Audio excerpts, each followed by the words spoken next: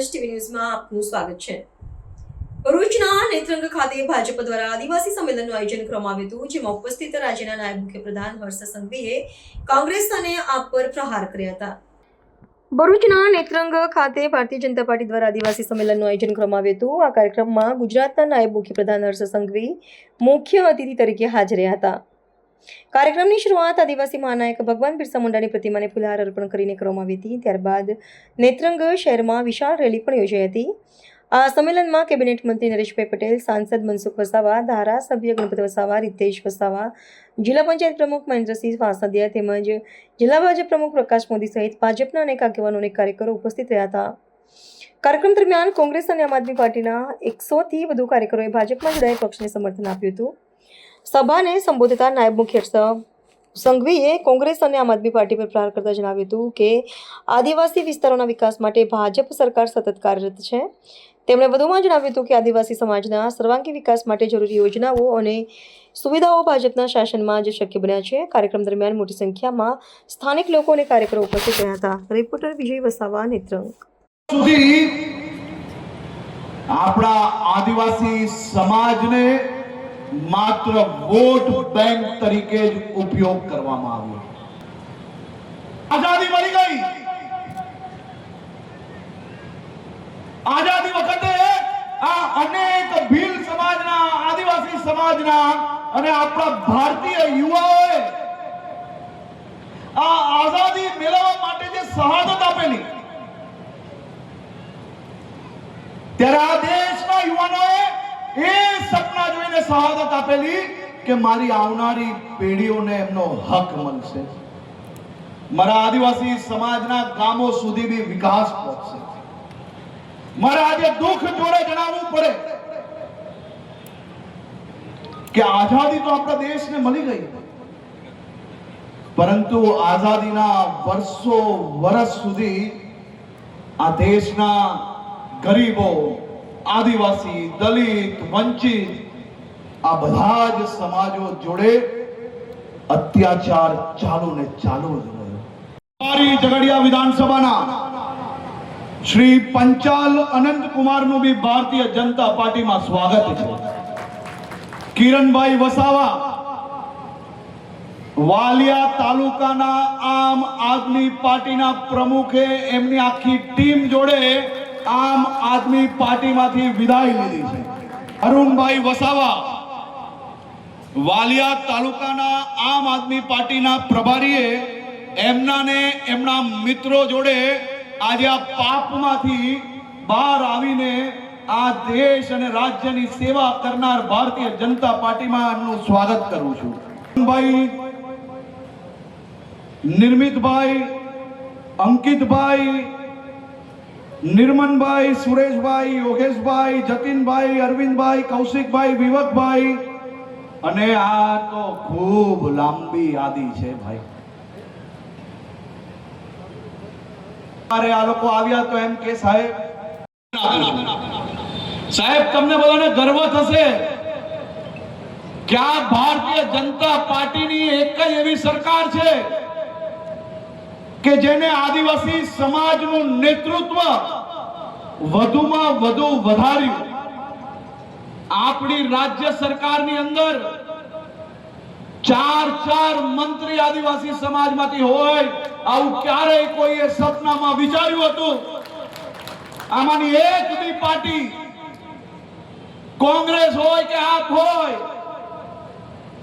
કયા આદિવાસી નેતાને એમનો નેતા બનાવ્યો? આપણી ભારતીય જનતા પાર્ટીની સરકારે 4 મંત્રીઓ બનાવ્યા।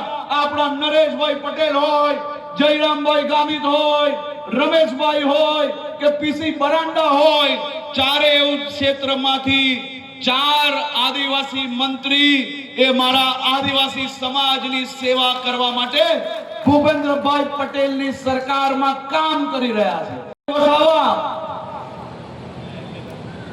આખા આદિવાસી સમાજના નેતૃત્વ કરવાની જવાબદારી મુખ્ય આદિવાસી મોરચાના પ્રમુખ બનાવવાનું કામ એમને કરવામાં આવ્યું। આપણે ગર્વ થવો જોઈએ કે ગણપતભાઈ વસાવા એ કેટલાય વર્ષો સુધી ગુજરાત વિધાનસભાના અધ્યક્ષ હતા. તમને કોઈને અંદાજો નહીં હશે, મુખ્યમંત્રીએ બી વિધાનસભામાં બોલવું હોય તો અધ્યક્ષશ્રીની પરવાનગી લેવી પડે, અને ગણપતભાઈ પરવાનગી આપતા ત્યારે અમને બોલવાનો અવસર મળતો. એ આ વિસ્તારના હિતમાં, આ વિસ્તારના વિકાસમાં ભારતીય જનતા પાર્ટી જોડે જોડાઈ રહ્યા છે, ત્યારે હું બધાનું અહીંયા ખૂબ ખૂબ સ્વાગત કરું છું. સૌ લોકો જ્યારે અમારી પાસે આવ્યા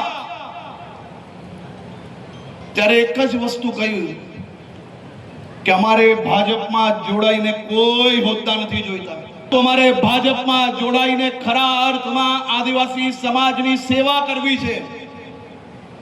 અને આ આમ આદમી પાર્ટી જે ગુજરાતના સમાજોના ભાગલા પાડવાનો પ્રયાસ કરે છે, એના મોડા સાચા શું છે એ લોકો સમક્ષ મૂકવા છે. તે માટે આમ આદમી પાર્ટી છોડીને અનેક લોકો આજે ભારતીય જનતા પાર્ટીમાં જોડાયા છે. આજે ઉર્મિલાબેન ભગત ઝઘડિયા વિધાનસભાના ઉમેદવાર હતા. આમ આદમી પાર્ટીમાં એમને હજારો મત મળેલા. ઉર્મિલાબેન ભગત એ સારા કાર્યકર્તા છે, અને ઉર્મિલાબેન ભગતને બી આજે ભારતીય જનતા પાર્ટીમાં જોડી રહ્યા છે. તમારે હવે ભણવાની તકલીફમાં ક્યારેય મોબાઈલ નેટવર્કની તકલીફ નહીં આવે. અને જે પ્રકારે આદિવાસી સમાજ પર અત્યાચાર આઝાદીના વર્ષ સુધી કોંગ્રેસ દ્વારા ચાલુ રહ્યો, નરેન્દ્રભાઈ મોદી પ્રધાનમંત્રી બને, 2014 થી આખા દેશની અંદર એક અદ્ભુત માહોલ બને. આ મારી બહેનો અહીંયા બેઠી છે, કોંગ્રેસનું શાસન જેને જોયું હશે એને ખબર હશે, ક્યારેય કોઈએ પ્રધાનમંત્રી આવાસ બનાવી આપ્યા, ક્યારેય કોઈએ મારી માતા બહેનો માટે વિચારીને ઘરની બહાર ટોયલેટની વ્યવસ્થાઓ કરી, ક્યારેય કોઈ મારી બહેનોની ચિંતા કરીને દૂર દૂરથી પાણી ભરવા જવું પડે છે એમને પાણી ભરવા ના જવું પડે અને ઘર તક નલ પહોંચાડવાની ચિંતા કોઈએ કરી છે. આ નરેન્દ્રભાઈ મોદીનું શાસન નતું ત્યાર તક ગામડાઓમાં લાઈટ કોઈએ જોઈ છે? અહીંયા બેઠેલા મારા સૌ ખેડૂતોને અંદાજો હશે, ખેડૂતોની વાત બધાએ કરી, પરંતુ દર વર્ષે 6000 રૂપિયા ખેડૂતના બેંકના એકાઉન્ટમાં મૂકવા વાળો કોઈ બીજો નહીં, પરંતુ આપણે આનંદ થાય કે આપણા નેતાએ આ કામ કર્યું. મોદીનું શાસન આવ્યું પછી, અને આ જુઠ્ઠાનું એક પછી એક ચાલુ જ રહ્યું. આજે આ કોંગ્રેસીઓ અને આમ આદમી પાર્ટીથી તમારો વિકાસ પચતો નથી. તમને મુખ્ય ધારામાં આવતા રોકવાનો એક મોટું કારસ્તાન આ બે પાર્ટી સાથે મળીને કરી રહી છે.